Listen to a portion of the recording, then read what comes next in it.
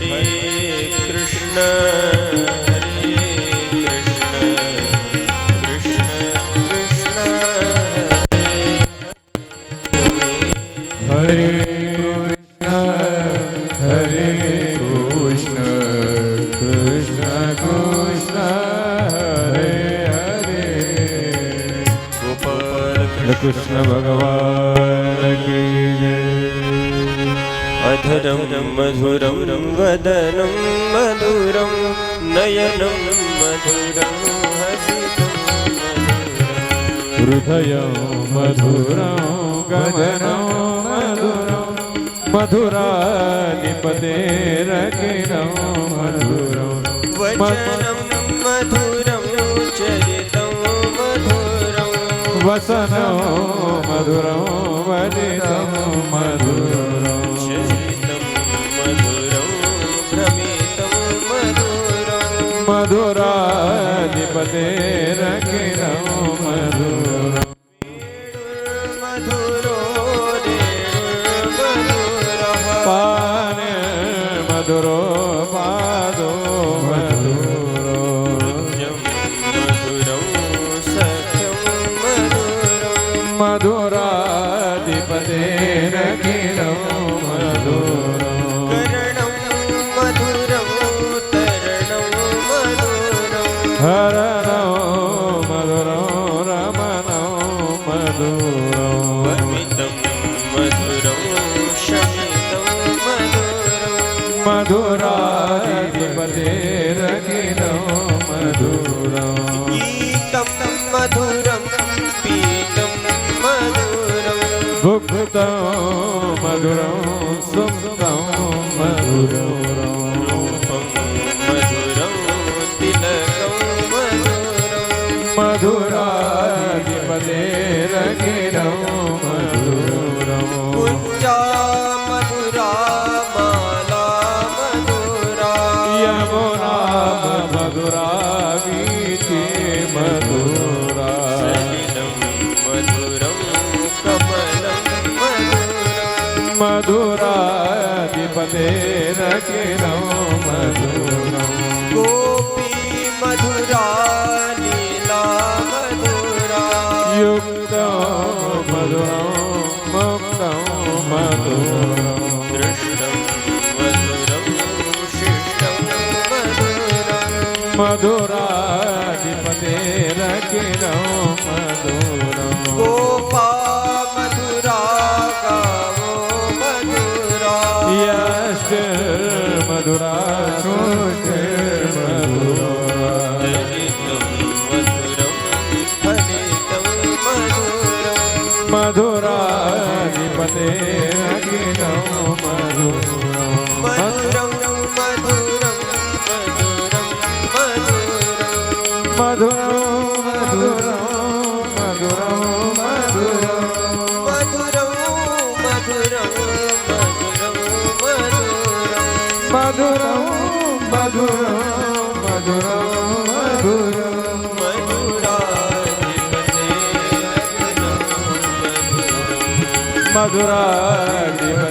मधुराधिपतेरखिलं मधुरं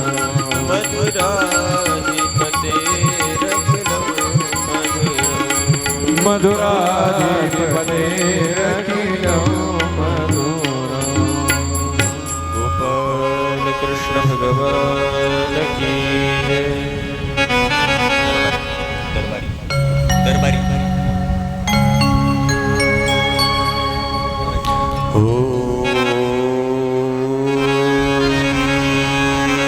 श्री रुक्मिणी पांडुरंगाभ्यां नमः।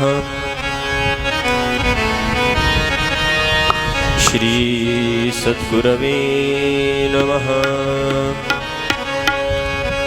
ॐ नमो ब्रह्मादिभ्यो ब्रह्मविद्या संप्रदायकर्तृभ्यो वंश ऋषिभ्यो महद्भ्यो नमो गुरुभ्यः। सर्वोपप्लवरहितप्रज्ञानघनं प्रत्यगरतो ब्रह्मैवाहमस्मि। ॐ नमः परमहंसास्वादितचरणकमलचिन्मकरन्दाय भक्तजनमानसनिवासाय श्रीरामचन्द्राय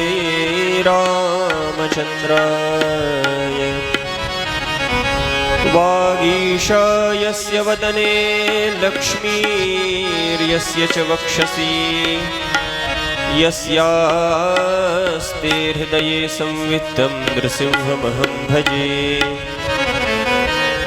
वंशी विभूषितकरान्नवनीरदाभात् पीताम्बरादरुणबिम्बफलाधरोष्ठात् पूर्णेन्दुसुन्दरमुखादरविन्दनेत्रात् कृष्णात् परं किमपि तत्त्वमहं न जाने समचरणसरोजं सान्द्रनीलाम्बुदाभम् जघननिहितपाणिं मण्डनं मण्डनानां तरुणतुलसीमालां कन्धरं कञ्जनेत्रं सदयधवलहासं विठ्ठलं चिन्तयामि नमामि सद्गुरुं शान्तं सच्चिदानन्दविग्रहम् पूर्णब्रह्मपरानन्दमेषमानन्दिवल्लभम् नमो सद्गुरु तुकया ज्ञानदीपा नमो सद्गुरु सच्चिदानन्दरूपा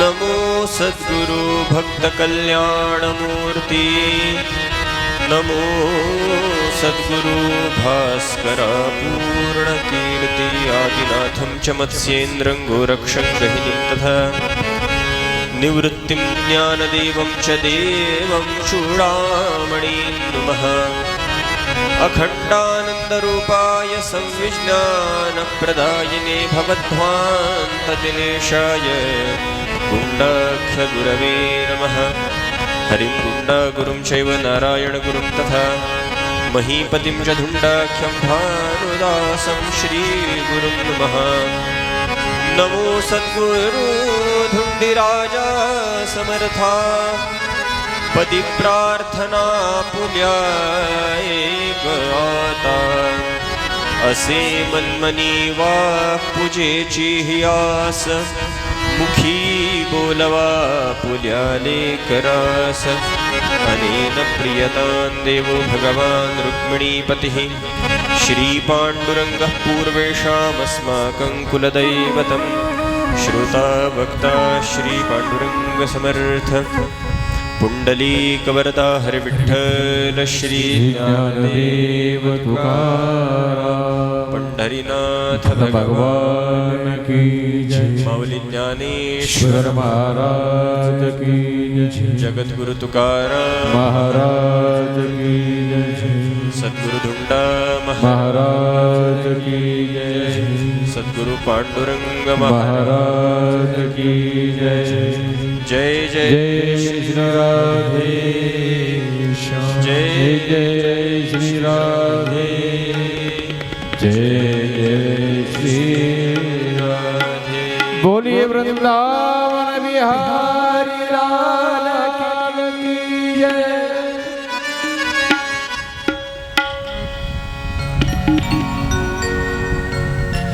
ओम नमो भगवते वासुदेवाय सच्चिदानन्दरूपाय विश्वोत्पत्त्यादिहेतवे तापत्रय विनाशाय श्रीकृष्णाय वयं नुमः। यं प्रव्रजन्तमनुपेतमपेतकृत्यं द्वैपायनो विरहकातराजुहाव पुत्रेति तन्मयतया तरवोऽभिनेदुः तं सर्वभूतहृदयं मुनिमानतोऽस्मि। नैमिषेषु तमासीन अभिवाद्य महामतिं कथामृतरसास्वादः कुशलः शौनको ब्रवीत्।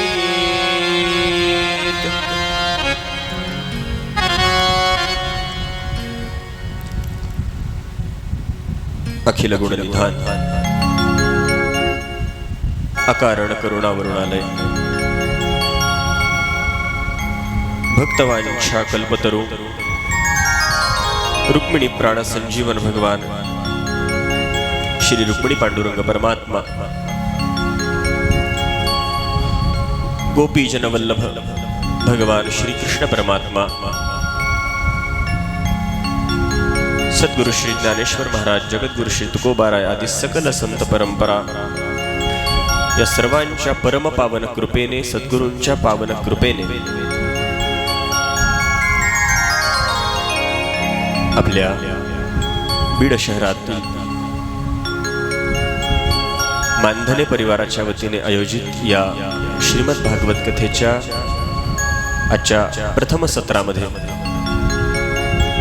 उपस्थित मातृस्वरूप पितृस्वरूप सर्व श्रोतृ सज्जनांच्या अंतःकरणात निवास करणाऱ्या सद्गुरुनाथांच्या चरणारविंदी वंदन. श्रीमद भागवताची कथा तेही परम पावन अशा पुरुषोत्तम मासाच्या पावन पर्व काळावर आपल्याला श्रवण करायचे.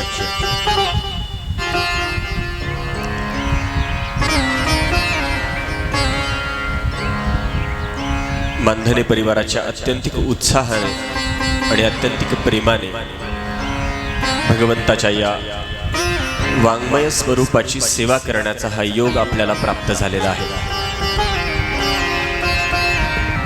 आज सकाळी शोभायात्रेच्या निमित्ताने आपण भगवंताची अत्यंत उत्साहात मिरवणूक संपन्न केली. संपूर्ण मानधने परिवार यामध्ये विशेषत्वाने या कथेचे मुख्य यजमानपद ज्यांनी स्वीकारले असे श्रीयुत आसारामजी मानधने सपत्नीक समोर उपस्थित आहेत. त्यांचे चिरंजीव आणि त्यांचा सगळाच परिवार हा अत्यंत प्रेमाने आणि भगवंतावरच्या अत्यंतिक श्रद्धेने आज या सगळ्या नियोजनामध्ये सहभागी झाला.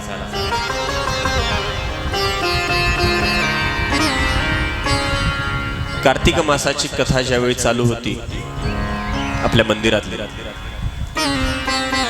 त्या कथेमध्येच श्रीयुत आसारामजींनी मला सांगितलं की अधिक मासामध्ये आपल्याला श्रीमद भागवत कथा करण्याची इच्छा आहे. आणि अत्यंत प्रेमाचा आग्रह जेव्हा असतो तेव्हा तो आग्रह कधी मोडता येत नसतो. तसाच श्रीयुत आसारामजींनी केलेला आग्रह हा घरातील एका व्यक्तीनेच केलेला आग्रह असल्यामुळे आम्हाला तो मोडण्याची हिंमत नव्हती. कारण मानधने परिवार म्हणजे हा काही आजकाल आमच्याशी जोडला गेलेला परिवार नाहीये. आमच्या आजोबांपासून या घराचे फार जिव्हाळ्याचे आमचे संबंध आहेत. आणि माझा देखील या संपूर्ण परिवाराचा परिचय हा काही आत्ता अशात झालेला नाही.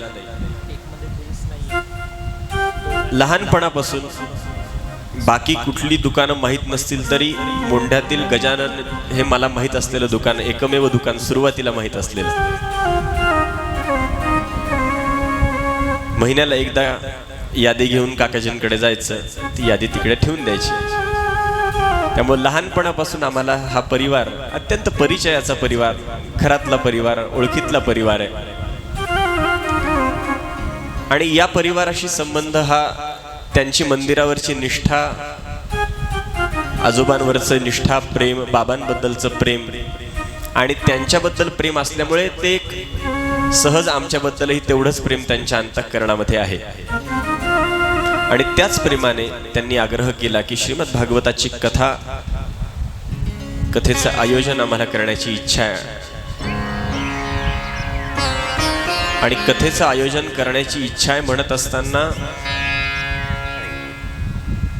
हे मला त्यांनीच सांगितलेलं आहे आणि आता हे सांगायला हरकत नाही म्हणून सांगतो.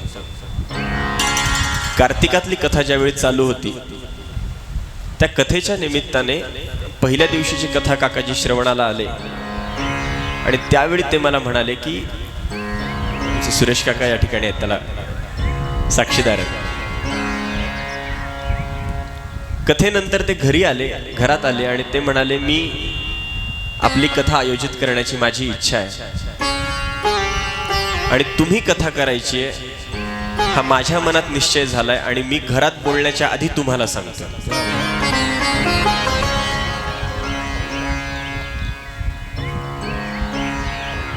हा आग्रह हा कुठल्याही प्रकारे किंवा कुठल्याही कारणाने मोडण्याचं काही कारण नव्हतंच आणि त्यांच्याच अत्यंतिक प्रेमाने आणि भगवंताबद्दल असलेल्या निष्ठेने आज भगवंताची ही वाङ्मयीन सेवा करण्याचा योग मला प्राप्त झाला.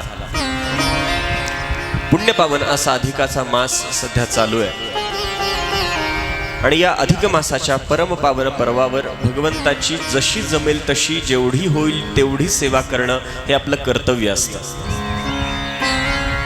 या अधिक मासाला पुरुषोत्तम मास असंही दुसरं नाव आहे. भगवंताने आपलं स्वतःचं नाव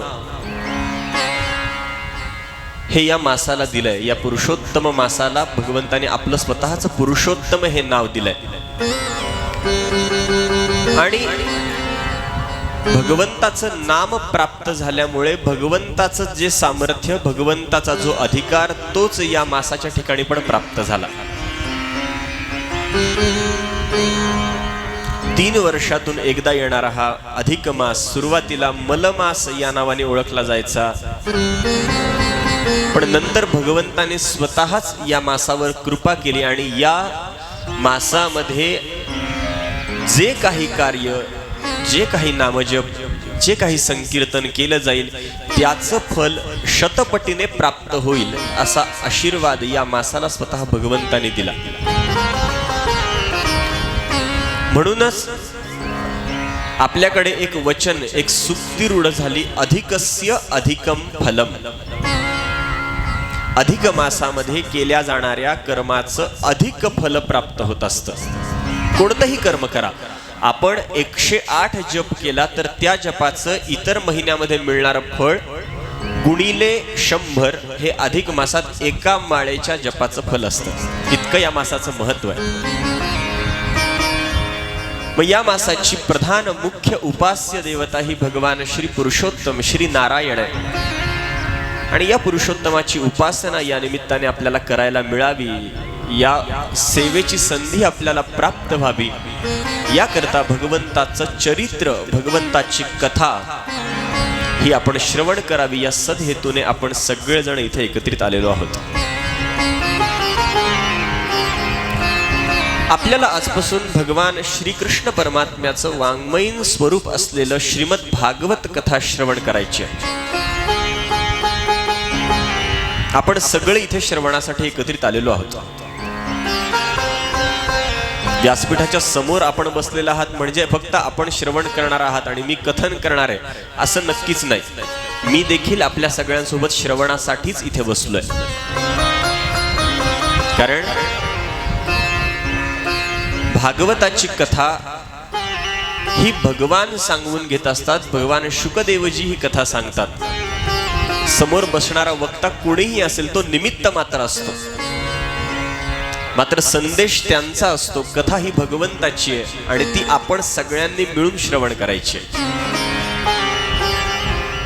त्यामुळे मी इथे कोणीतरी वर बसलोय म्हणजे कोणीतरी वेगळ्या अधिकाराचा माणूस आहे आणि आपण कुठेतरी समोर बसलायत म्हणजे कदाचित आपला थोडा अधिकार कमी आहे असा विचार चुकूनही कोणीही मनात येऊ देऊ नका. आपण सर्वजण इथे भगवंताची सेवा करण्याच्या हेतूने उपस्थित आहोत.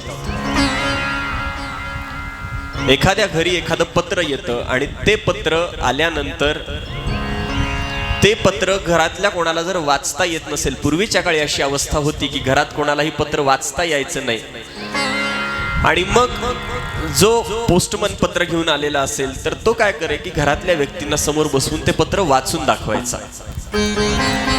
आता मला सांगा, ते पत्र ज्या कोणी व्यक्तीने पाठवलंय त्या व्यक्तीचा अधिकार आणि पोस्टमनचा अधिकार सारखा असतो का? नाही. पोस्टमन हा फक्त तो संदेश वाचून देणारा एक माध्यम असतं, त्याच्या माध्यमातून आपल्याला जो हवा तो संदेश कळत असतो. इथे बसत असताना माझ्या अंतःकरणात सुद्धा तीच भावना आहे की आपल्या सगळ्यांच्या समोर श्रीमद भागवताची कथा करायला बसलोय. याचा अर्थ काय कोण खूप मोठा 1.5 शहाणा लागून गेलाय समोर सांगायला बसलाय असं बिलकुल नाही. एक भगवंताची कथा जी सद्गुरूंच्या तीर्थरूपांच्या मुखातून श्रवण केली आहे, त्यांच्याच आशीर्वादाने जो काही त्यावर अभ्यास करण्याचा प्रयत्न झालाय तोच आपल्या सगळ्यांसमोर मांडण्याचा प्रयत्न करणार आहे. श्रीमद भागवताची कथा ही विद्वानांची सुद्धा परीक्षा घेणारी कथा आहे बरं का. कारण असं सांगतात, विद्यावताम भागवते परीक्षा. एखादा शूर योद्धा असतो, योद्धा मोठा योद्धा आहे, चांगला योद्धा आहे, हे कसं ओळखलं जातं? जेव्हा तो हातामध्ये शस्त्र घेऊन रणांगणात युद्धासाठी उतरतो तेव्हा त्याची परीक्षा होते की खरंच हा योद्धा आहे की नाही. हे जसं तसंच मित्र, खरा मित्र कसा ओळखायचा? तर मित्राला जेव्हा संकट प्राप्त होतं त्यावेळी मदतीला कसा उभा राहतो यावरून मित्राची परीक्षा जशी होते, तशी विद्वान कोणाला म्हणायचं, ज्ञानसंपन्न कोणाला म्हणायचं, तर त्याच्यासाठी श्रीमद भागवत हे त्याच्या परीक्षेचं माध्यम सांगितलंय. म्हणून विद्यावताम भागवते परीक्षा हे वचन आपल्याकडे प्रसिद्ध आहे.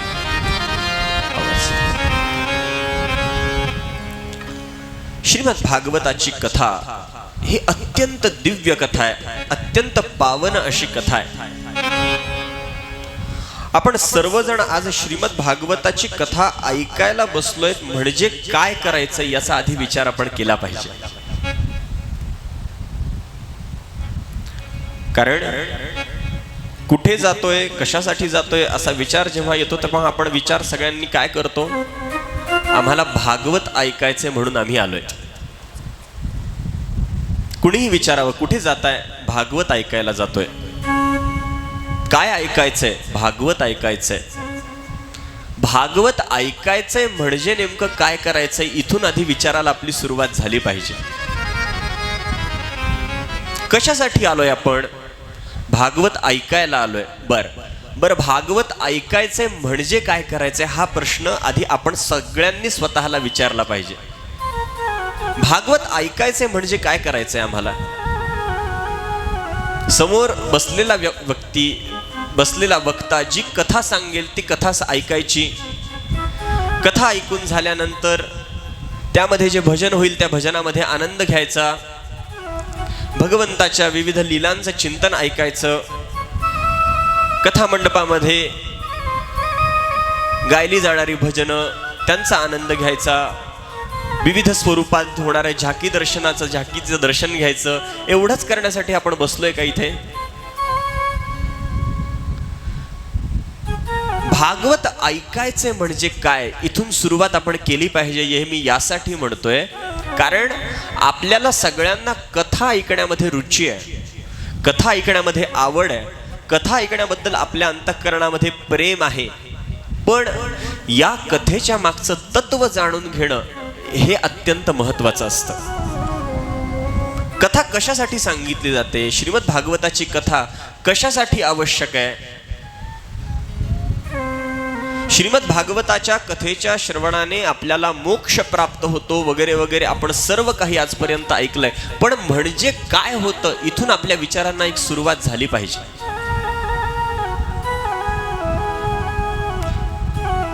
आजपर्यंत कथा कमी ऐकल्या का आपण?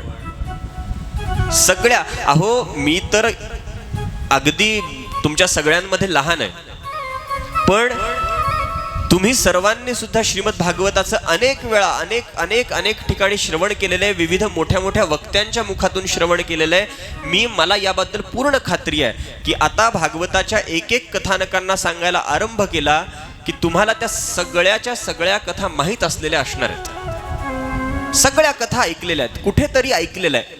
शुकाचार्यांचं आगमन का झालं, राजा परीक्षिताला शाप कसा झाला, भगवंताची लीला कशी झाली, भगवंताचा जन्म कसा झाला, भगवंतानी खोड्या कशा केल्या, हे सगळं आपण वारंवार ऐकतो. पहिल्यांदा ऐकतोय असं नाही. इतक्या वेळा श्रीमद भागवताचं श्रवण, श्रीमद भागवताचं चिंतन आपल्याकडून घडलंय. पण या सगळ्या कथांच्या मागचं, या सगळ्या चिंतनाच्या मागचं मूळ तत्व आपण समजून घेतलंय का, हा प्रश्न आपण आधी आपल्याला विचारला पाहिजे. अडचण इथेच होते. आम्हाला कथा ऐकायची असते, पण कथेच्या मागचं तत्व समजून घेण्याची आमची इच्छा नसते किंवा त्याच्यामध्ये आमचं स्वारस्य नसतं. असं जर असेल तर त्या श्रीमद भागवताच्या श्रवणाचा कितपत परिणाम होतो याचं आपण सगळ्यांनी मिळून चिंतन केलं पाहिजे.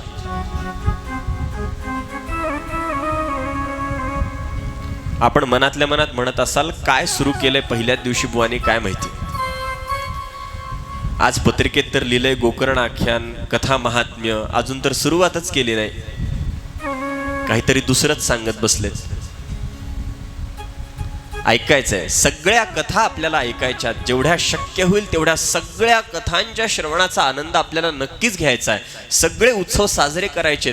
मात्र ही पूर्व पीठिका, एकदा कसं असतं, इमारत कितीही मोठी असू द्या, ती इमारत यशस्वी किंवा उत्तम किंवा मजबूत तेव्हाच समजली जाते जेव्हा त्या इमारतीचा पाया चांगला तयार असतो. यासाठी पाया तयार करण्यासाठी वेळ लागतोच लागतो. आणि तो एकदा पाया तयार झाला की मग त्या मजबूत पायावर इमारत जेव्हा उभी राहते तेव्हा ती कैक वर्ष टिकत असते. मग त्या इमारतीला कुठल्याही भूकंपाचा किंवा कुठल्याही आपत्तीचा तडाखा बसत नाही. आपल्याला आपली इमारत 7 दिवस पर्यंत वर वर वर वर न्यायची. मग ती जर अत्यंत व्यवस्थित प्रकारे वर जावी असं जर वाटत असेल तर आज पहिल्या दिवशी त्याचं फाउंडेशन वर्क चांगलं तयार झालं पाहिजे. यासाठी हा थोडा पूर्व पीठिकेचा विस्तार करणं आवश्यक आहे. श्रीमद भागवताची कथा आपल्याला जेव्हा श्रवण करायची असं आपण म्हणतो तेव्हा सगळ्यात पहिला प्रश्न आपल्या अंतःकरणात निर्माण झाला पाहिजे, भागवत म्हणजे काय. शब्दापासूनच चिंतनाला सुरुवात केली पाहिजे, विचारांना सुरुवात केली पाहिजे. आपण काय ऐकायचंय आपल्याला, भागवत ऐकायचंय. ऐका जी तुम्ही भक्त भागवत, ऐका जी तुम्ही भक्त भागवत, ऐका जी तुम्ही भक्त भागवत, काजी तुम्ही भक्त भागवत, ऐका जी तुम्ही भक्त भागवत, ऐका जी तुम्ही भक्त भागवत, कराल ते हित सत्य करा, कराल ते हित सत्य करा, ऐका जी तुम्ही भक्त भागवत, ऐका जी तुम्ही भक्त भागवत, ऐका जी तुम्ही भक्त भागवत, भक्त भागवत, भक्त भागवत. श्रीमद भागवताचं श्रवण आपल्याला करायचंय. भागवत म्हणजे काय, इथून आपण चिंतनाला सुरुवात केली पाहिजे. काय ऐकायचंय, भागवत ऐकायचंय. काय आयोजित केलंय आपण, भागवत कथा आयोजित केली आहे. त्याच्या पलीकडे आपल्याकडे आणखी एक शब्द रूढ आहे, आमच्याकडे भागवत लावलंय. भाग देणार नाही पण थोडी उत्तरं देत जा. ते कशासाठी, उत्तर द्यायची आहेत म्हटलं ना तर मग आपण आपल्या झोपेला थोडं बाजूला सरकवतो म्हणून, बाकी काही नाही. भागवत कथा म्हणजे कोणाची कथा ऐकण्यासाठी आपण उत्सुक असतो मला सांगा? भगवान श्रीकृष्ण परमात्म्याची कथा ऐकण्याची आपल्याला इच्छा असते. विष्णू पुराण असं म्हटलं, विष्णू पुराण हा शब्द ऐकला की भगवान श्री विष्णूंची कथा आहे हे माहिती आहे. शिवपुराण म्हटलं की शिवजींची कथा आहे हे आपल्याला माहिती आहे. कूर्म पुराण म्हटलं की कूर्मदेवांची कथा आहे आपल्याला माहिती आहे. वराह पुराण म्हटलं की वराहांची कथा आहे माहिती आहे. गरुड पुराण गरुडजींच्या संबंधाने किंवा धर्मशास्त्राच्या संबंधाने काही कथा आहे माहिती आहे. भागवत नावाची कुठली देवता आहे काय? भगवान श्रीकृष्णांची कथा जर ऐकायची असते तर या ग्रंथाला कृष्ण पुराण म्हणता आलं असतं. ऐका, या ग्रंथाला, या पुराणाला कृष्ण पुराण म्हणता आलं असतं, पण या पुराणाचं नाव श्रीमद भागवत आणि तेही महापुराण असं म्हटलंय. कशामुळे असेल हे? काय कारण असेल याबद्दलचा थोडा विचार केला पाहिजे.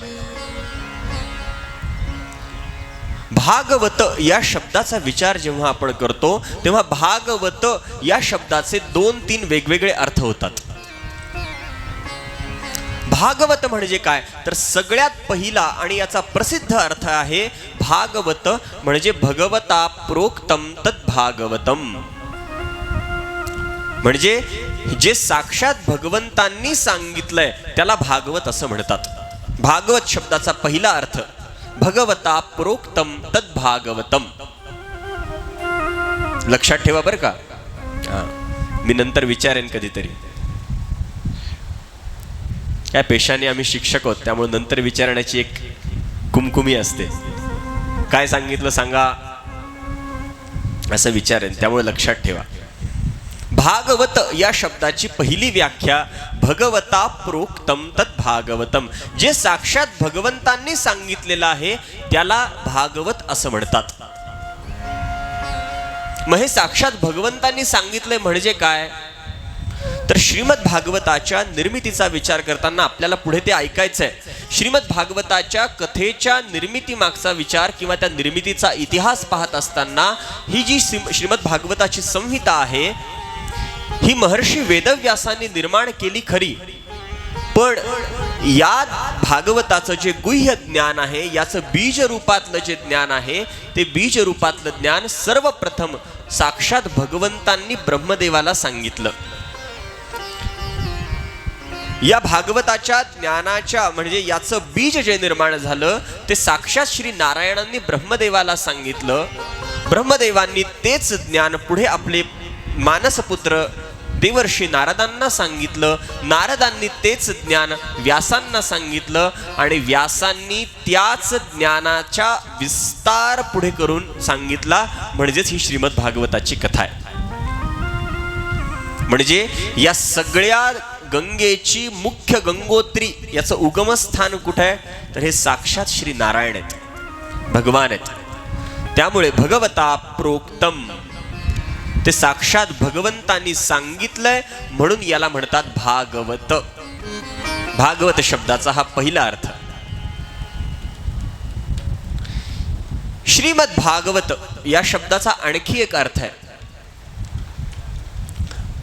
भागवत या शब्दाचा दुसरा अर्थ काय तर भागवत या शब्दाचा दुसरा अर्थ होतो भगवंताचे प्रिय भक्त. ऐका, भागवत शब्दाचा दुसरा अर्थ होतो भगवंताचे प्रिय भक्त. यामुळे आपण विशेष करून उत्तरकडे जर आपण गेलो, उत्तर प्रदेश असेल, मध्य प्रदेश असेल, तर त्या भागामध्ये महात्म्यांना भागवत म्हणण्याची पद्धती आहे. महाभागवत असं म्हणतात संतांना. भागवत म्हणजे भक्त. आत्ताच प्रमाण आपण ऐकलं, आई काजी तुम्ही भक्त भागवत कराल ते हित सत्य करा. भक्त म्हणजेच भागवत. भक्तांनो तुम्ही ऐका. काय ऐकायचंय तर भागवत ऐका. गीता भागवत करीती श्रवण अखंड चिंतन विठोबाचे. भगवंताला आवडणाऱ्या गोष्टींचा विचार जेव्हा तुकोबाराय आपल्याला सांगतात, संत आपल्याला सांगतात, महात्म्यांनी संतांनी केलेल्या उपदेशाचा जर आपण विचार केला तर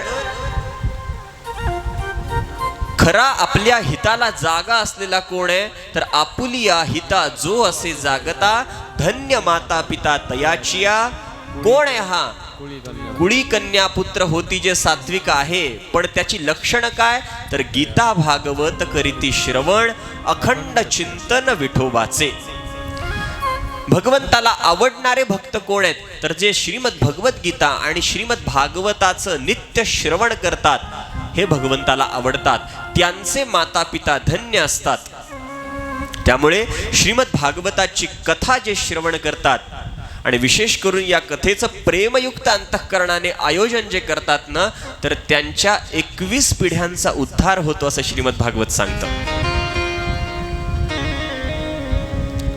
भगवंताची भक्ती करण्यामध्ये ज्यांचे घरातली व्यक्ती जी रत असते त्यांचे पूर्वज स्वर्गामध्ये आनंदाने नृत्य करतात की किती उत्तम संतती आमच्या घरामध्ये जन्माला आली की ते श्रीमद भागवताचं अवगाहन करतायत श्रीमद भागवताचं चिंतन करतायत असं श्रीमद भागवत जे भगवंतांनी सांगितलेलं आहे एक आणि ज्यामध्ये भगवंताच्या चरित्राहून अधिक संतांची चरित्र आहेत त्याला श्रीमद भागवत असं म्हणतात आपल्या दृष्टीने श्रीमद भागवत म्हणजे कृष्ण कथा आहे पण खरं सांगू का श्रीमद भागवत म्हणजे कृष्ण कथा जेवढी आहे तेवढीच श्रीमद भागवत कथा म्हणजे कृष्ण भक्तांची कथा आहे तुम्ही पहा पहिल्या स्कंधापासून प्रत्येक स्कंधामध्ये दिसून येणाऱ्या चरित्रामध्ये आपल्याला महात्म्यांचंच वर्णन केलेलं दिसून येतं अगदी प्रथम स्कंधात महाराज परीक्षिती असतील भक्तराज भीष्माचार्य असतील या सगळ्या चरित्रांचा जर आपण विचार केला प्रत्येक चरित्रामध्ये महात्म्यांची लक्षणं महात्म्यांचा विचार महात्म्यांचं श्रेष्ठत्व हेच अधोरेखित केलंय त्यामुळे भगवद्गीता असेल किंवा श्रीमद भागवत असेल हे भक्तांचं वर्णन करणारे ग्रंथ आहेत असं हे जे श्रीमद भागवत आहे या भागवताची कथा आपल्याला आजपासून ऐकायची आहे आता कथा ऐकायची कथा एखादी गोष्ट कशा प्रकारे घडली असा जेव्हा प्रश्न निर्माण होतो तेव्हा जे उत्तर दिलं जातं त्याला म्हणतात कथा कथा शब्दाची सगळ्यात सोपी व्याख्या ऐका थोडीशी झोप लागण्यासारखी दृष्टी दिसतीये मला काही जणांची नाही इकडे तिकडे बघू नका कारण व्यवस्था एवढी उत्तम आहे थंडगार वारा लागतोय उत्तम प्रकारचं जेवण आपलं झालेलं आहे सुंदर असं संगीत इकडे बाजूला वाजतंय मग अशा वेळी झोप येणं स्वाभाविक असतं आणि कथेमध्ये तर झोप येतेच येते हो ना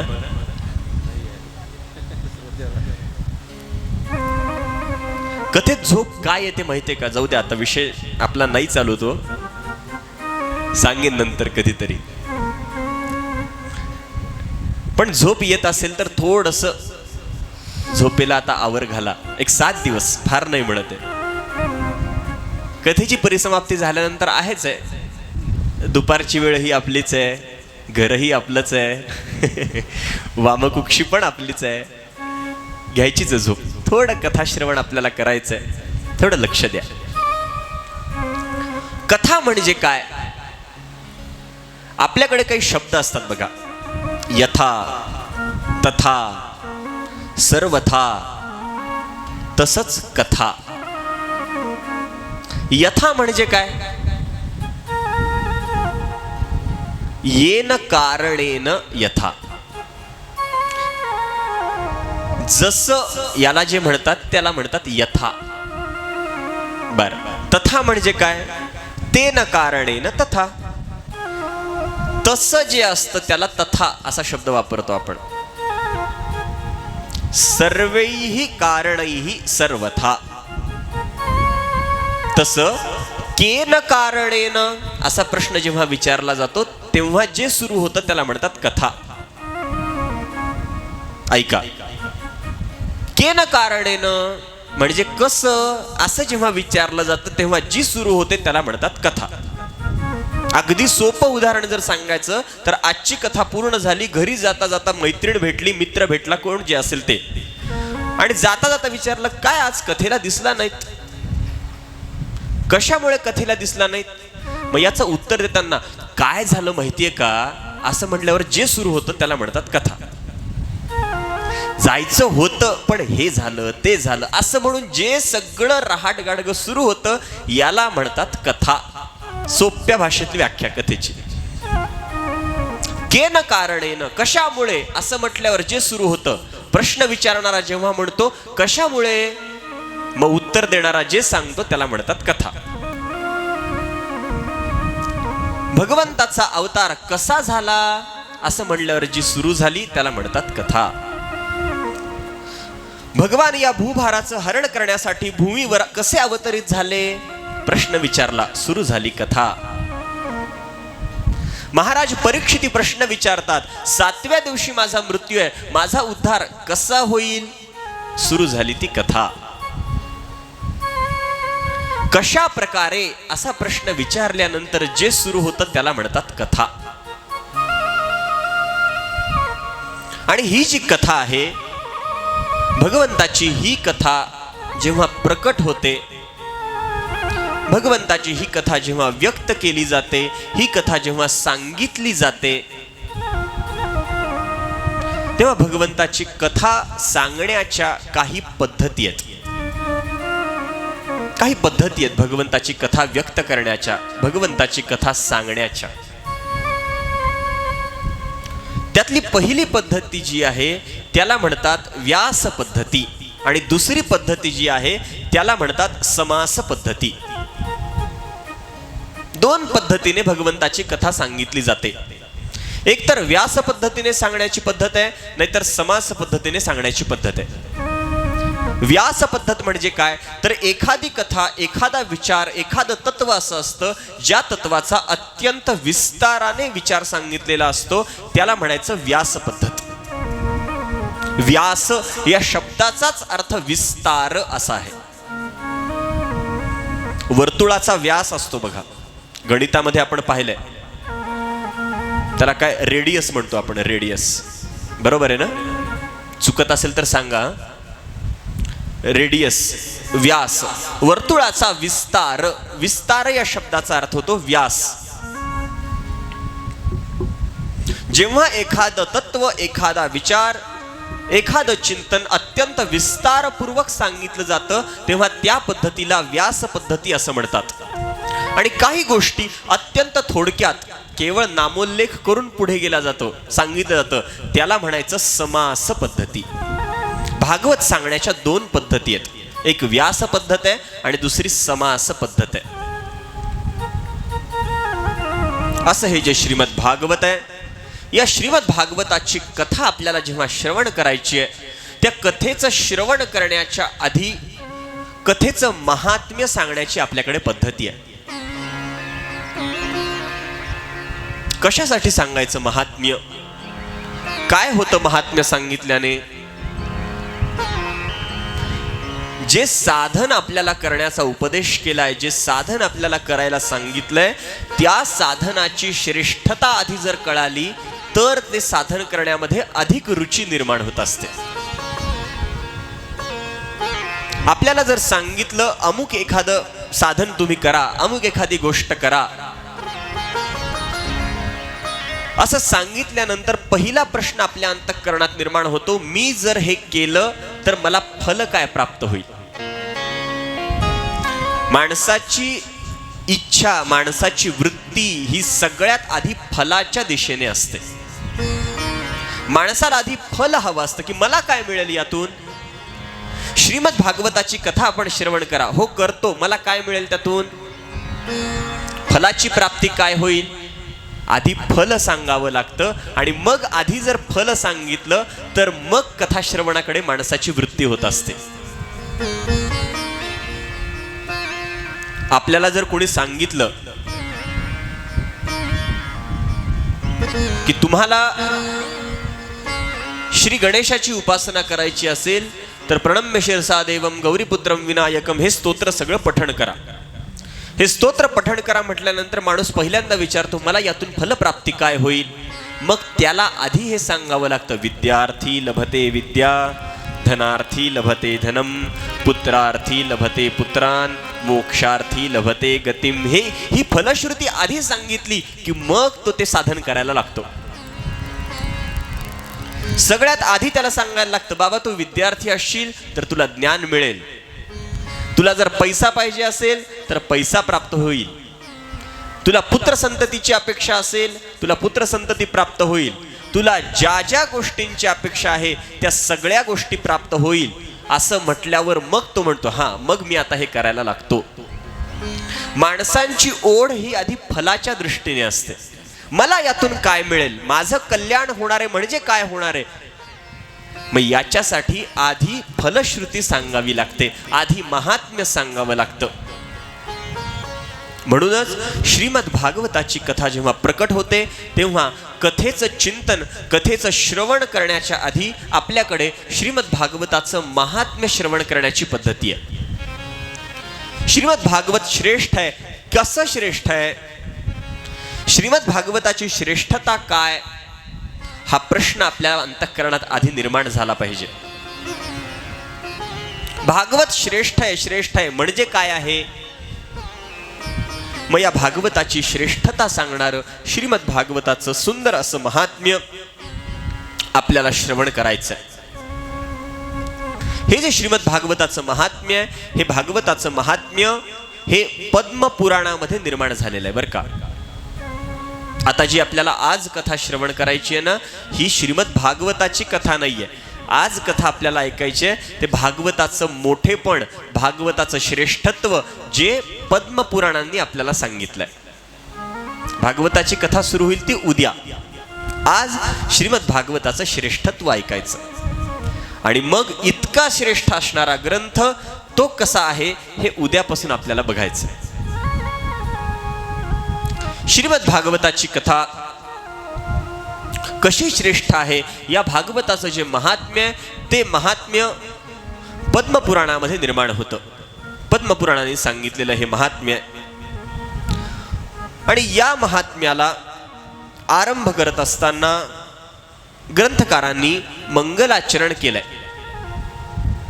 सुरुवातीला मंगलाचरण करण्याची पद्धती, मंगलाचरण करणं हा आपला शिष्ट संप्रदाय आहे.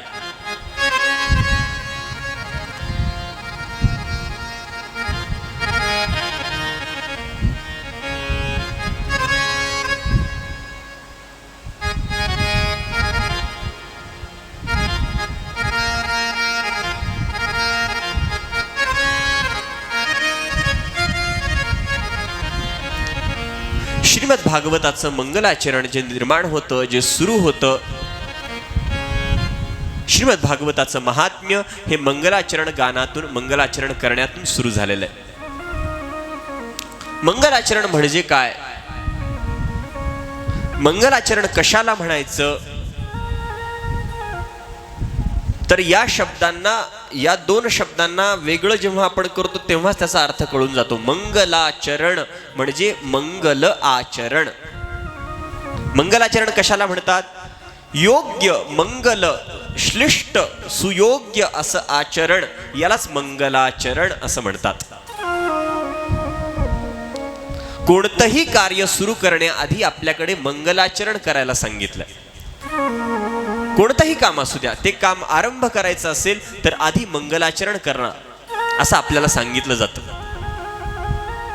अगदी एखादा लहान मुलाला विद्याभ्यास जर शिकवायचा असेल, त्याला अभ्यासाची सुरुवात करायची असेल तर सगळ्यात पहिलं कार्य काय करतो बरं आपण,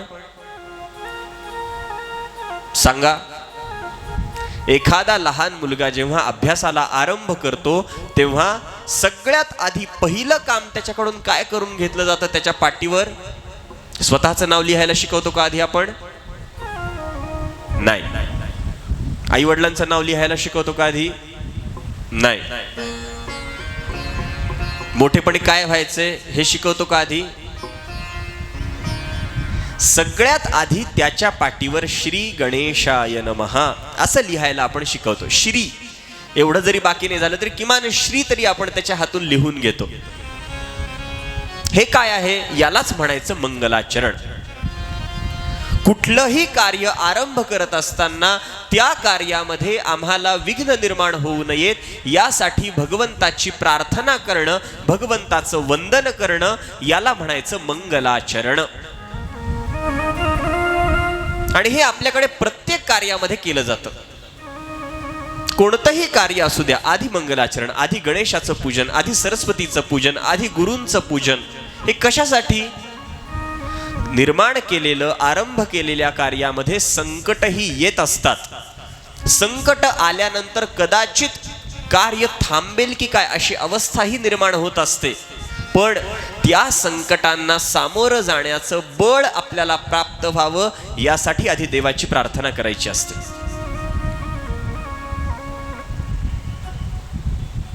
आपल्या घरी एखादं मंगल कार्य जर आयोजित केलेलं असेल, लग्न असेल, तर सगळ्यात आधी काय करतो आपण? विनायक, होतं की नाही? श्री गणेशांची पूजा. कशासाठी? अहो, जे कार्य आम्ही मंगल कार्य सुरू केलंय त्यामध्ये कुठलीही संकट येऊ देऊ नका, आनंदाने आमचं कार्य पूर्ण होऊ द्या, ही प्रार्थना करण्यासाठी आपण आधी श्री गणेशांचं पूजन करतो. यासाठी मंगलाचरण करावं असं सांगितलं.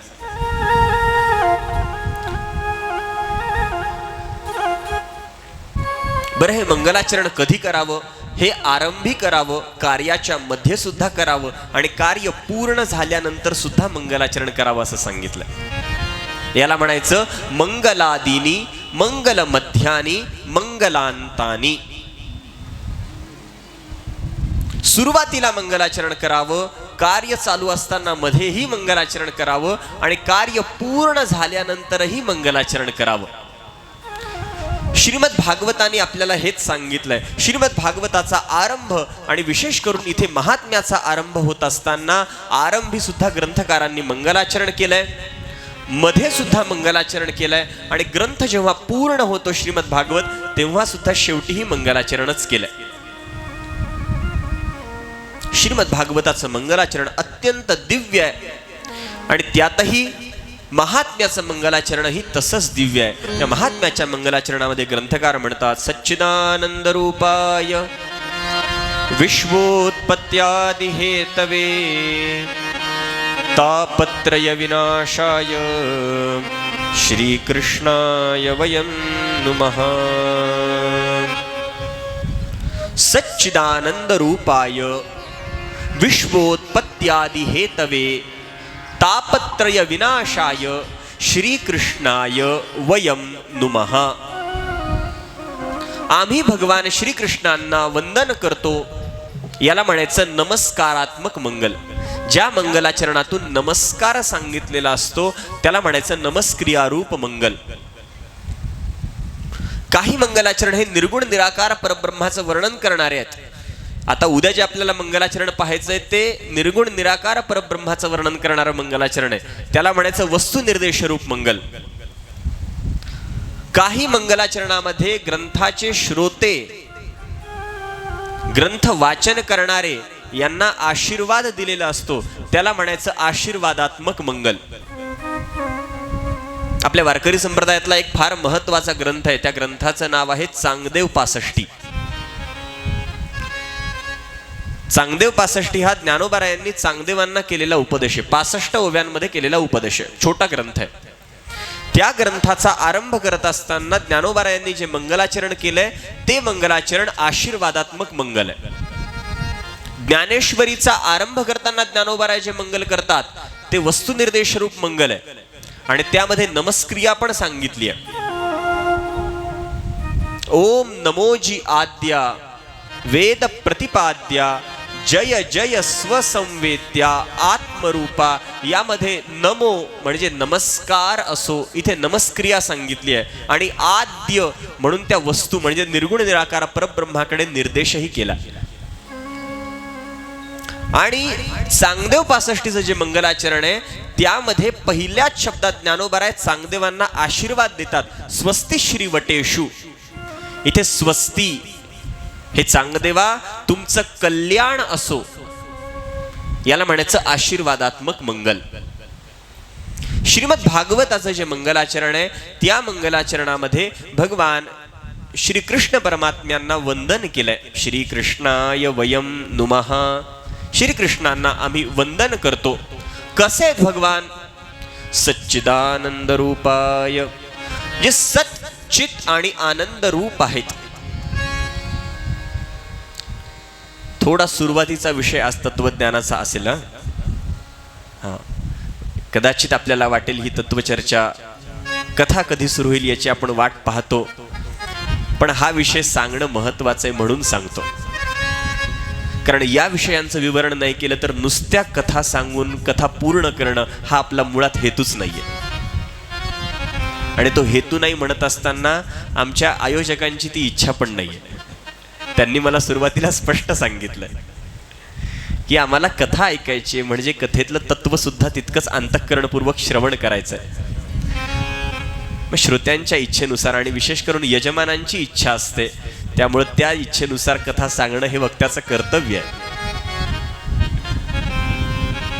भगवंताचं स्वरूप कसं आहे तर भगवान सत चित आणि आनंद स्वरूप आहेत. सत सत म्हणजे सत्य. कसे आहेत भगवान श्रीकृष्ण परमात्मा तर भगवान श्रीकृष्ण परमात्मा हे सत्य स्वरूप आहेत.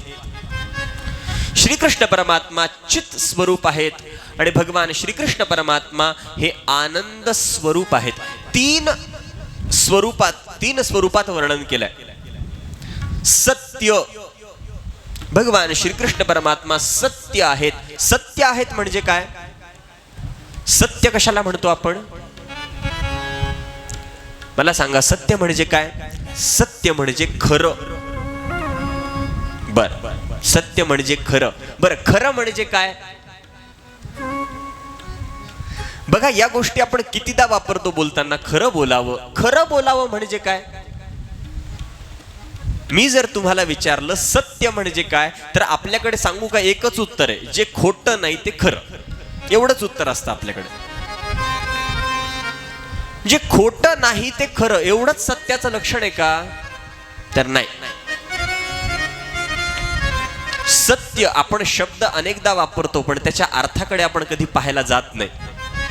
सत्य सत्य सत्य म्हणजे काय तर एका शब्दात सांगायचं झालं तर जे पूर्वी होतं, आता आहे आणि उद्याही राहणार आहे त्याला म्हणायचं सत्य. सोपी सत्याची व्याख्या, याच्या पलीकडे काहीच नाही. जे पूर्वीही होतं, आजही आहे आणि उद्याही राहणार आहे. उद्या म्हणजे फक्त उद्या नव्हे, भविष्य काळामध्ये चिरंतन कालापर्यंत जे टिकणार आहे त्याला म्हणतात सत्य. मग अशी जर व्याख्या करायला गेली तर एक परमात्मा सोडता दुसरं काही सत्य या जगात आहे का सांगा? म्हणून आमचे संत सांगतात सत्य काय?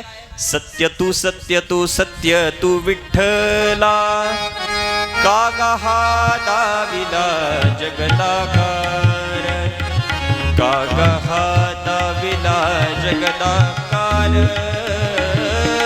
कागा दाविला जगदाकार. सत्य तू विठ्ठला, कागा दाविला जगदाकार, कागा दाविला जगदाकार, कागा दाविला जगदाकार. सत्य तू विठ्ठला. सत्य कोण आहे तर सत्य केवळ परमात्मा आहे. दुसरं कोणीच सत्य म्हणण्यास पात्र नाही. पूर्वी होतं, आत्ता आहे, कदाचित उद्या नसतील काही गोष्टी. काही गोष्टी आत्ता आहेत पण पूर्वी नसतील. काही गोष्टी अशा आहेत ज्या पूर्वी होत्या पण आत्ता नाही आहेत. कुठल्या तरी एका काळामध्ये आपल्याला त्या गोष्टींचा अभाव म्हणजे नसणं स्वीकारावंच लागतं. दुसऱ्यांचा कशाला विचार करता, स्वतःचा विचार करा. आपली जन्मतारीख जी आहे त्या जन्मतारखेच्या आदल्या दिवशी आपण होतो का मला सांगा? म्हणजे या वर्षी आलेली जन्मतारीख नाही, जन्मदिवस. ज्या दिवशी आपण या पृथ्वी तलावर अवतरित झालो सत्य कोणता तरी एक गुण आहे आणि तो भगवंतावर चिकटवला असं नाहीये. भगवान म्हणजेच सत्य. आणि आनंद, ज्याला आपण सुख आनंद असं म्हणतो, जन्माला आल्यापासून मरेपर्यंत ज्याच्यासाठी आपली धडपड चालू आहे ते आनंद. हा आनंद सुद्धा भगवंताहून वेगळा नाही बरं का. भगवान म्हणजेच आनंद. साक्षात आनंद, मूर्तिमंत आनंद म्हणजे भगवान आहेत. आपण म्हणतो सर्व सुखाचे आगर कोण आहेत? बाप रखुमा देवीवर. का? कारण भगवान म्हणजेच आनंद आहेत. आनंद भगवंताला सोडून राहूच शकत नाही. सर्व सुखाचे आगर म्हणे नरहरी सोनार. किती प्रमाण सांगावीत. सर्व सुख आहे भिवरेच्या तिरी, आमुची पंढरी कामधेनू. भगवान म्हणजेच सुख आहेत. सुखरूप ऐसा दुजा कोण सांगा, माझ्या पांडुरंगा सारी खातो. किती प्रमाण. आनंद अद्वय नित्य निरामय, जे का निज ध्येय योगियांचे. आनंद, आनंद म्हणजे भगवान. आनंद आनंद आनंद आनंद आनंद अद्वय नित्य निरामय. आनंद अद्वय नित्य निरामय. आनंद अद्वय नित्य निरामय. आनंद अद्वय नित्य निरामय. हे आनंद अद्वय नित्य निरामय.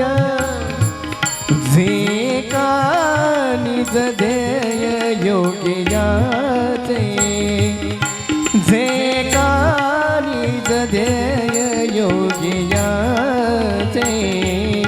आनंद अद्वय नित्य निरामय. आनंद अद्वय नित्य निरामय. नित्य निरामय. नित्य निरामय. आनंद अद्वय नित्य निरामय, जे का निज ध्येय योगियांचे. ते हे समचरण साजिरे विटेवरी, पहा भीमातिरी विठ्ठल रूप. तुकोबाराय सांगतात. तुका म्हणे जाते सनकादिक ध्यात, ते आमुचे कुलदैवत पांडुरंग. भगवंताचं स्वरूप सत्य स्वरूप परमात्मा आहेत, आनंद स्वरूप परमात्मा आहेत आणि ज्ञान स्वरूप परमात्मा आहेत. भगवंताच्या स्वरूपाचा हा विचार करत असताना श्रीमद भागवत आपल्याला सांगतं, सच्चित आनंद रूपाय. भगवान सत्य स्वरूप आहेत, ज्ञान स्वरूप आहेत आणि आनंद स्वरूप आहेत. हे झालं भगवंताचं पहिलं लक्षण. दुसरं लक्षण भगवंताचं सांगितलंय, विश्वोत्पत्त्यादि हेतवे. भगवान कसे आहेत? तर भगवान या संपूर्ण सृष्टीच्या उत्पत्त्यादि, उत्पत्ती आणि आदी असे दोन शब्द वापरलेत. उत्पत्ती म्हणजे या संपूर्ण सृष्टीची निर्मिती. आदी या शब्दाने कशाचा अर्थ घ्यायचा? तर आदी म्हणजे इत्यादी, एक्सेट्रा, ज्याला आपण म्हणतो इंग्रजीमध्ये एक्सेट्रा, आदी. उत्पत्ती आदी म्हणजे काय? तर या संपूर्ण सृष्टीची निर्मिती, या संपूर्ण सृष्टीचा परिपालन आणि या संपूर्ण सृष्टीचा संहार, या सगळ्या गोष्टी आदी या एका शब्दात घ्यायच्या. म्हणून त्याला म्हणायचं विश्वोत्पत्त्यादि हेतवे. भगवान या संपूर्ण विश्वाची उत्पत्ती करतात, भगवान या संपूर्ण विश्वाचं परिपालन करतात आणि भगवानच या संपूर्ण विश्वाचा संहार करतात. या जगताची उत्पत्ती, स्थिती आणि संहार या तिन्ही गोष्टींचा हेतू म्हणजेच कारण जे आहेत, या सृष्टीची निर्मिती तेच करतात, या सृष्टीला सांभाळतात पण तेच, आणि या सृष्टीचा विलय पण तेच करवून आणतात. म्हणून त्याला म्हणायचं विश्वोत्पत्त्यादी हेतवे. मग अजून कसे आहेत परमात्मा? तापत्रय विनाशाय. तापत्रयाचा विनाश भगवान करतात. तापत्रय, 3 ताप जीवाच्या मागे लागलेले आहेत. एक आधी भौतिक, आधी दैविक आणि आध्यात्मिक. या 3 तापांचा विनाश करणारे जे परमात्मा आहेत, अशा परमात्म्यांना श्रीकृष्णाय वयम नुमः, अशा परमात्म्यांना आम्ही वंदन करतो. वयम म्हणजे आम्ही सर्व, नुमः नमस्कार करतो. अशा भगवंताचं वंदन आम्ही करतो असं सांगितलं. भगवंताच्या या वंदनानंतर ग्रंथकार सद्गुरूंचं वंदन करतात. यं प्रव्रजन्तमनुपेतमपेत कृत्यं द्वैपायनो विरह कातराजुहाव पुत्रेति तन्मयतया तरवोऽभिनेदुः तं सर्वभूतहृदयं मुनिमानतोऽस्मि. भगवान श्री शुकाचार्यांचं वंदन या ठिकाणी केलंय. आत्तापुरतं या श्लोकाचा इतकाच अर्थ सांगतो. या श्लोकामध्ये शुकाचार्यांना वंदन केलंय. याचा विस्तार आज करत नाही, कारण हा विस्तार उद्या करायचा आहे. म्हणून ही कथा, या कथेचा संदर्भ उद्या ज्या वेळेला आपल्याला प्रथम स्कंधाचा विचार करायचा आहे, त्यावेळेला शुकाचार्यांच्या जन्माची कथा आपल्याला ऐकायची आहे. त्यावेळेला हेच वर्णन ऐकायचंय. म्हणून आत्तापुरतं ते वर्णन सांगत नाही.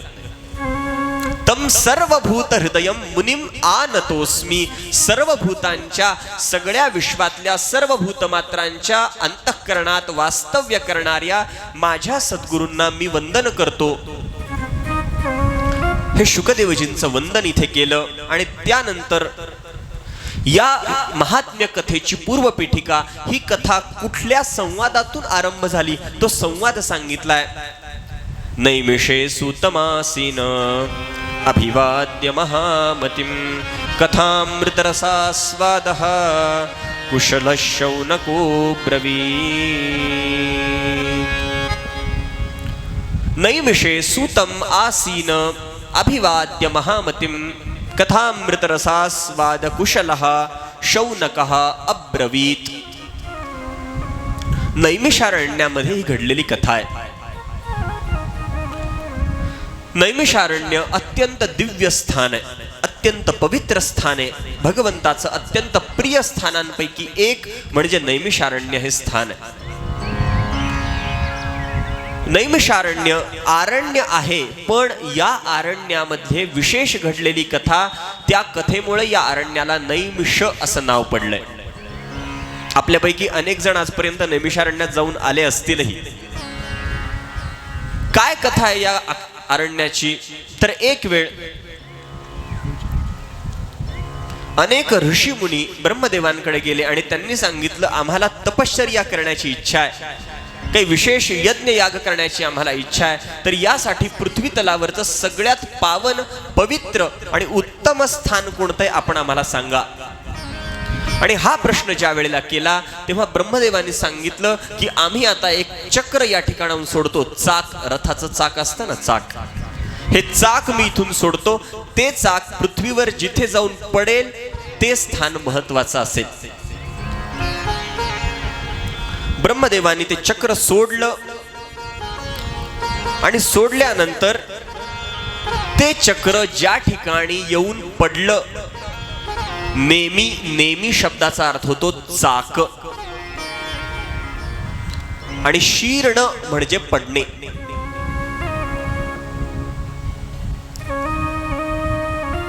चाक ज्या ठिकाणी येऊन पडलं त्याला नाव पडलं नैमिषारण्य. ब्रह्मदेवांनी सोडलेलं चाक ते पृथ्वीवर ज्या ठिकाणी पडलं तिथे एक मोठं तीर्थ निर्माण झालं. आजही आपण नैमिषारण्यात जर गेलो तर तिथे चक्र तीर्थ आहे, चक्राकार तीर्थ आहे, गोल आकाराचं तीर्थ आहे. त्या तीर्थावरून त्या अरण्याला नैमिषारण्य असं नाव पडलं. अशा नैमिषारण्याचा पावन परिसर,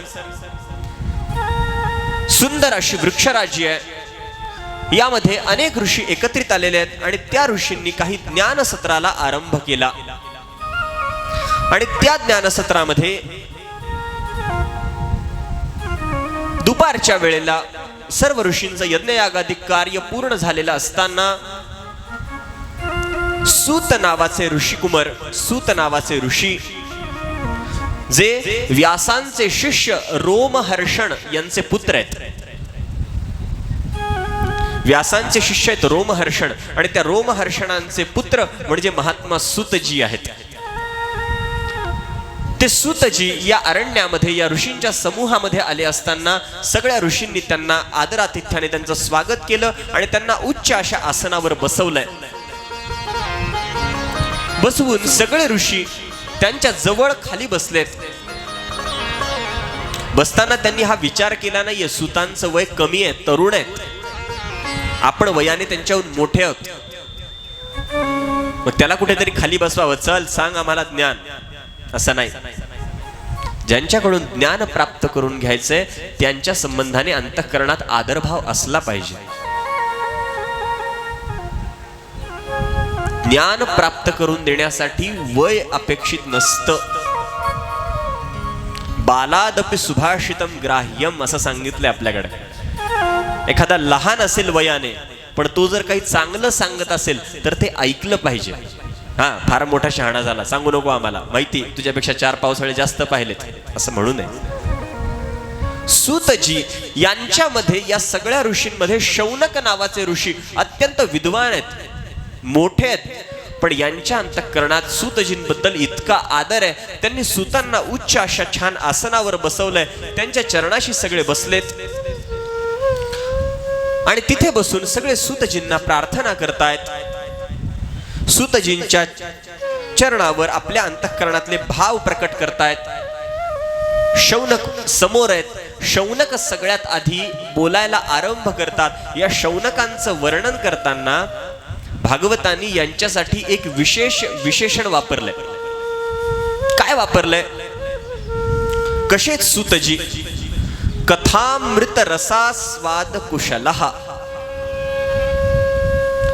कथेचं अमृत, त्या अमृताचं आस्वादन करण्यामध्ये जे कुशल आहेत, योग्य आहेत, उत्तम आहेत. कथामृत रसास्वाद कुशलः शौनक अब्रवीत. ते बोलू लागले, शौनक बोलू लागले. अज्ञानध्वांत विध्वंस कोटि सूर्य समप्रभ सूताख्या हि कथासारम मम कर्ण रसायनम. शौनकजी बोलतायत, अज्ञानध्वांत विध्वंस, हे सूतजी आपण कसे आहात? अज्ञान रूपी अंधकाराचा विनाश करण्यासाठी जणू काही कोट्यावधी सूर्य एका वेळी निर्माण व्हावेत असे आपण आहात. अज्ञानध्वांत विध्वंस कोटि सूर्य समप्रभ. कोट्यावधी सूर्य एका वेळी निर्माण जर झाले तर काय प्रकाश निर्माण होईल विचार करा. आज एक सूर्य आहे, तो दूर आहे, थोडा तप्त जास्त झाला तर आपल्या अंगाची लाही लाही होते. एक सूर्य आहे, त्या एका सूर्याच्या प्रकाशाने आज संपूर्ण विश्व प्रकाशित होऊ शकतं. पण असे जर कोट्यावधी सूर्य निर्माण झाले तर त्यांच्या तेजाचा परिणाम काय होईल विचार करा. आणि इतकं ज्यांच्या ज्ञानाचं तेज आहे असे सूतजी. अज्ञानध्वांत विध्वंस कोटि सूर्य समप्रभ. अशा सूता, आपण आम्हाला कथा सांगा असं नाही म्हटलंय, कथा सारम, कथेचं सार सांगा. कथा तर आम्हाला ऐकायची उद्यापासून, पण या कथेचं सार आधी आम्हाला सांगा. सार कळालं की सार कळालं. काय म्हणालो मी? हा, जे जागे होते त्यांना कळालं.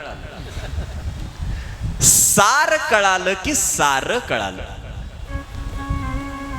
आणि जर सारच नाही कळालं तर मग भागवत कळत नाही बरं का. आणि थोडं विनोदाने सांगतो, जर भागवताचं सार जर लक्षात घेतलं नाही ना तर काय मिळतं सांगू का? भागवताचं सार जर कळालं नाही तर भागवत शब्दातला भा निघून जातो. काय उरतं? गवत. सार समजून घेतलं पाहिजे.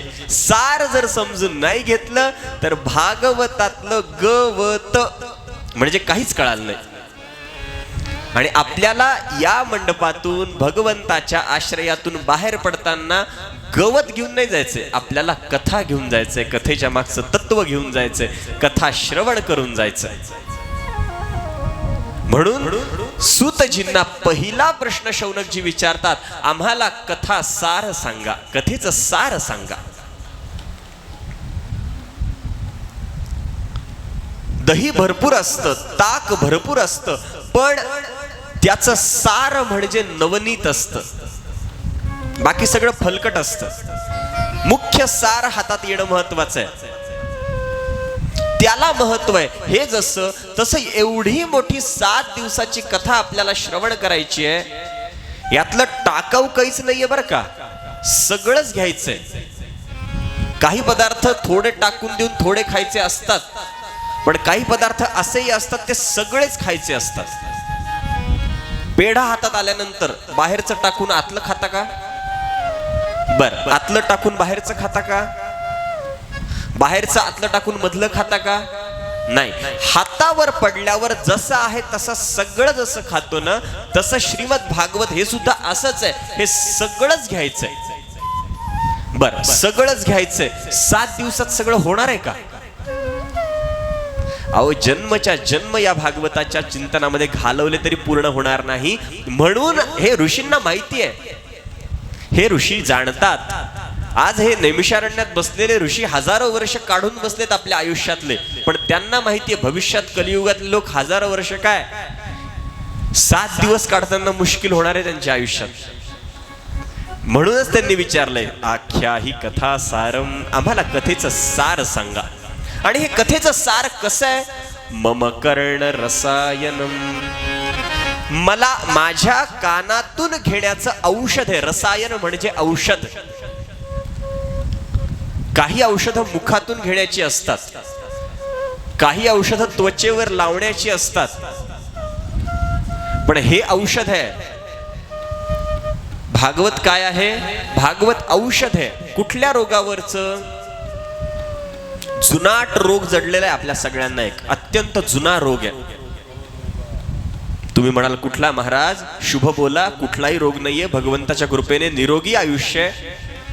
या जगात कोणी निरोगी नाही, धाडसाने विधान करतोय मी. बरं, याचा अर्थ कुणी मनात आणू नका, हो सर्दी खोकला म्हणत असतील महाराज, आहेच आहे, काय वातावरण बदललं की होतोच त्रास. त्या छोट्या छोट्या रोगाबद्दल मी बोलतच नाही. एक जुनाट रोग आपल्या सगळ्यांना लागलेला आहे, त्या रोगाचं नाव आहे भवरोग. संसार नावाचा रोग आहे. हा जो भवरोग आहे, या भवरोगाला घालवण्याचं एकमेव रामबाण औषध म्हणजे श्रीमद भागवत आहे. या श्रीमद भागवताचा जर आपण विचार केला तर हे श्रीमद भागवत रूपी औषध हे कुठून घ्यायचंय? मुखातून घ्यायचंय का? नाही, हे औषध कानातून घ्यायचंय, कानातून. ब्रह्मरस घेई काढ, ब्रह्मरस घेई काढ, ब्रह्मरस घेई काढा, ब्रह्मरस घेई काढा, ब्रह्मरस घेई काढा, तेने पीडा वारली, तेने पीडा वारली, ब्रह्मरस घेई काढा, ब्रह्मरस घेई काढा, ब्रह्मरस घेई काढा, ब्रह्मरस घेई काढा, तेणे भव पीडा वारेल. भवरोग जाणार, भवरोगा ऐसे जाय. जुनाट असलेला संसार रूपी रोग घालवणारा औषध म्हणजे हे श्रीमद भागवत आहे, जे मम कर्ण रसायनम, जे माझ्या कानातून घेण्याचं माझं औषध आहे, ते आपण मला सांगा. त्याच बरोबरीने या घोर कलियुगामध्ये या लोकांचं कल्याण करून देण्यासाठी सोपं आणि कमी कालामध्ये होणारं साधन असं कोणतं आहे? इह गोरे कलौ प्रायो जीवश्च सुरतांगतः क्लेशाक्रांतस्य तस्यैव शोधने किं परायणम्. या घोर अशा कलियुगामध्ये माणसांची वृत्ती अत्यंत वाईट झाली आहे आणि अशा या घोर अशा कलियुगामध्ये माणसाचं कल्याण करून देणारं साधन कोणतं आहे हे आपण आम्हाला सांगा. सुतांच्या संबंधाने सुतांच्या चरणारविंदी अशा विविध प्रकारचे प्रश्न जेव्हा शौनकांनी विचारले, शौनक अत्यंत आनंदाने सांगतात, हे सूत, हे शौनका, तुम्ही विचारलेल्या सगळ्या प्रश्नांची उत्तर देण्यासाठी माझ्याकडे एक अत्यंत उत्तम असं औषध आहे, एक उत्तम असा पर्याय मला माहिती आहे, एक उत्तम असं शास्त्र मला माहिती आहे. ते शास्त्र मी आज तुमच्या समोर प्रकट करून सांगतो. या शास्त्राला काय म्हणतात तर सर्व सिद्धांत निष्पन्नम संसार भयनाशनम. सगळ्या सिद्धांतातून निष्पन्न झालेलं, सगळ्या ज्ञानाचा सिद्धांत, सगळ्या ज्ञानाचं सार एकत्रित करून त्यातून निर्माण झालेलं असं जे शास्त्र आहे, आणि ते शास्त्र काय करतं तर संसार भयनाशनम. संसाराची जी भीती आपल्या अंतःकरणात बसली आहे ना, ते भय घालवणारं हे शास्त्र आहे. ते शास्त्र मी तुम्हाला सांगतो. कोणतं शास्त्र आहे? त्या शास्त्राला काय म्हणतात? सूतजी सांगतात, काल व्याल मुखग्रास त्रास निर्णाश हेतवे श्रीमद्भागवतं शास्त्रं कलौकीरेण भाषितम्. काल व्याल मुखग्रास त्रास निर्णाश हेतवे. काळ रूपी साप जो आहे ना, जो आ वासून बसलाय, कधीही आपल्याला गिळंकृत करेल, अशा त्या काल रूपी व्यालाच्या भीतीपासून, व्याल म्हणजे साप, हा काळ रूपी साप आ वासून बसलाय, कुठल्याही क्षणी आपल्याला गिळून टाकेल, आपल्याला गिळून टाकण्यासाठीच बसलाय. कुठल्या क्षणाला मृत्यू येईल सांगता येतंय का आपल्याला? अशा काल व्याल मुखग्रास, कालरूपी सापाच्या मुखाचा ग्रास होणारी जी माणसं आहेत, त्यांचा त्रास दूर करणार एक शास्त्र, त्या शास्त्राचं नाव श्रीमद्भागवतम शास्त्रम, श्रीमद्भागवत शास्त्र आहे. आणि हे कुणी सांगितलंय? कलौकीरेण भाषितम. कीर, कीर शब्दाचा अर्थ होतो पोपट. पोपटानी, पोपटानी म्हणजे कोण? शुकदेवांनी सांगितलेलं, श्री शुकाचार्यांनी सांगितलेलं जे शास्त्र आहे, ते शास्त्र मी तुम्हाला सांगतो. ते शांततापूर्वक आणि एकचित्ताने आपण श्रवण करा. ते शास्त्र या संसार भयाचा नाश करण्यासाठीचं औषध आहे. ते शास्त्र मी तुम्हाला सांगतो. या शास्त्राचं महत्व काय तर या शास्त्राची श्रेष्ठता सांगताना सूतजी सांगतात, जेव्हा शुकाचार्य महाराज परीक्षितांना हे भागवत सांगत होते तेव्हा मी स्वतः तिथे ऐकायला होतो. मी नाही बर का, सूतजी सांगतात. सूतजी म्हणतात की ज्या वेळेला महाराज परीक्षितांच्या उद्धारासाठी शुकदेवजी श्रीमद भागवत कथा सांगणार हे सगळ्यांना कळालं, त्यावेळेला एक घटना घडली. तेवढी घटना तुम्हाला सांगतो, त्यावरून भागवताचं श्रेष्ठत्व आपल्याला कळेल. काय घटना घडली? जेव्हा शुकदेवजी कथा सांगायला सुरुवात करू लागले, त्यावेळेला सुधा कुंभम गृहीत्वैव देवास्तत्र समागमन.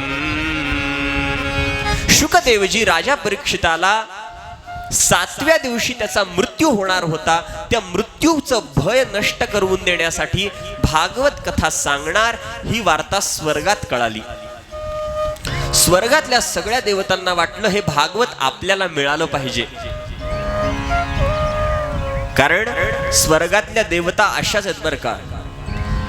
पृथ्वीवर काहीतरी चांगलं घडतंय असं दिसलं की ते आपल्याला मिळावं असं वाटतं त्यांना.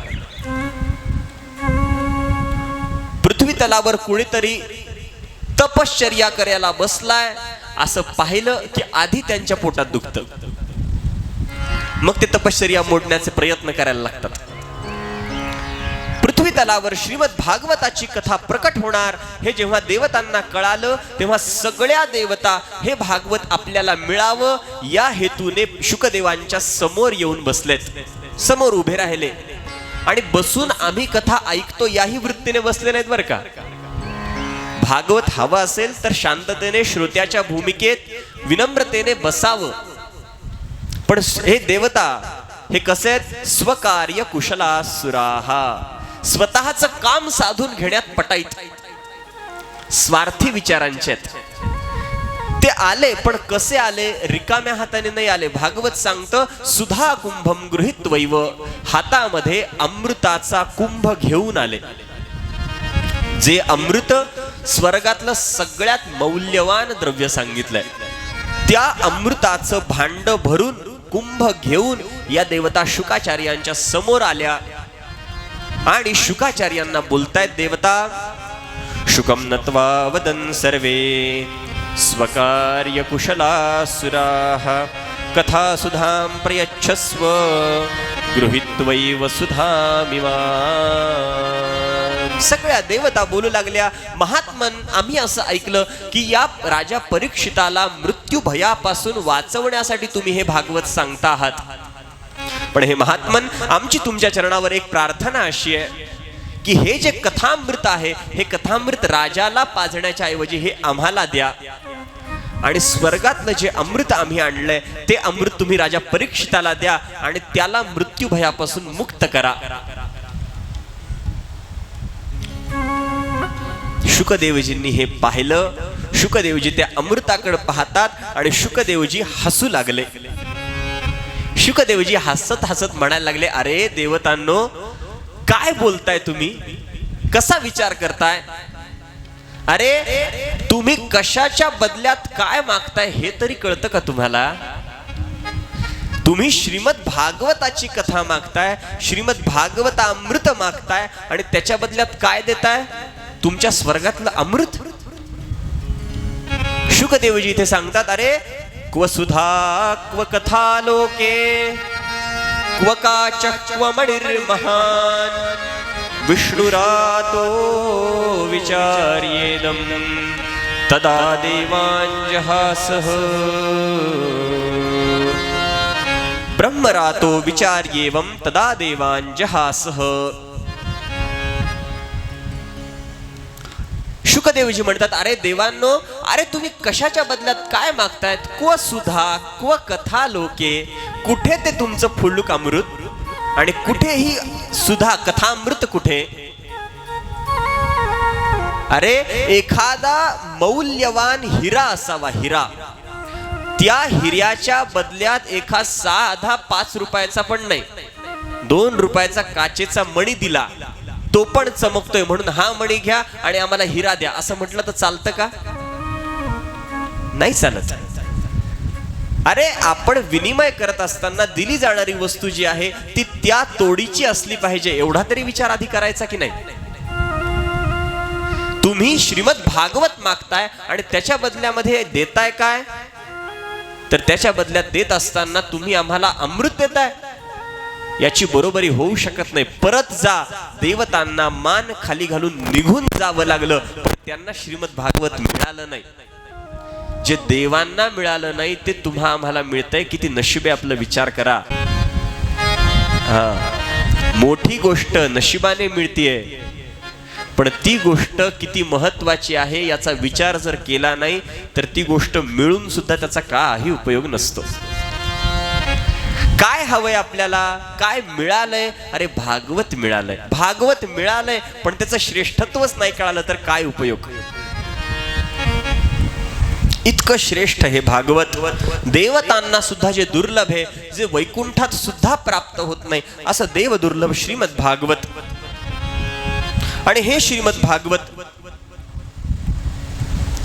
शुकदेवजींनी जेव्हा राजा परीक्षिताला सांगितलं, त्यावेळेला आलेल्या देवतांना सुद्धा शुकदेवजींनी हे भागवत मिळू दिलं नाही. ते राजा परीक्षिताला दिलं आणि त्याचा परिणाम असा झाला की महाराज परीक्षितांच्या अंतःकरणातलं जे मृत्यूचं भय होतं, ते मृत्यूचं भय या भागवताने. आपल्याला भागवत सांगतं भागवताची कथा कशी आयोजित करावी, कसं करावं माहितीये का? सांगूच का आता विषय निघालाय तर? इथेच महात्म्यामध्येच आलेलं चिंतन आहे. मी तुम्हाला प्रमाणही सांगतो. श्रीमद भागवत सांगतं, भागवताची कथा जर आयोजित करायची असेल तर जेवढं द्रव्य आपण आपल्या मुलाच्या किंवा मुलीच्या लग्नात खर्च करतो, तेवढं द्रव्य भागवत कथेमध्ये खर्च करावं. उत्तम आयोजन करावं. सगळ्यांना आनंद होईल, सगळ्या भक्तांना आनंद प्राप्त होईल अशी व्यवस्था करावी. कदाचित आपण आधी भागवत वाचूनच नियोजन केलंय काय की? नारदांनी उत्तम नियोजन केलं.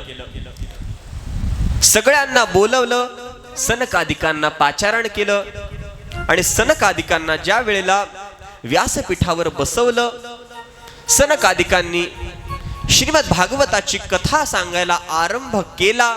आणि भागवताची कथा जशी आरंभ झाली, त्या आरंभाच्या बरोबर त्या मंडपाच्या मागून टाळांचा आवाज येऊ लागला.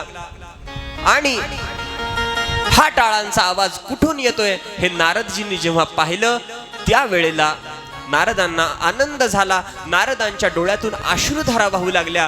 काय झालं होतं तर त्याच वेळेला केवळ भागवताची कथा आरंभ झाली एवढी वार्ता कळाल्या बरोबर भक्ती, ज्ञान आणि वैराग्य उठून नाचत गात भगवंताचं भजन करत करत मंडपाच्या ठिकाणी येऊ लागले. ते कोणतं भजन करत होते? श्रीमद भागवताने ते भजनही सांगितलंय. भक्ती, ज्ञान, वैराग्यांनी कोणतं भजन केलं? श्री कृष्ण गोविंद हरे मुरारे, हे नाथ नारायण वासुदेव.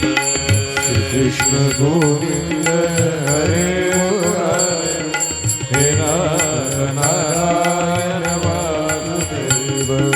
श्री कृष्ण गोविंद हरे मुरारे, हे नाथ नारायण वासुदेव. कृष्ण गोविंद हरे मुरारे, हे नाथ नारायण वासुदेव. हे नाथ नारायण वासुदेव.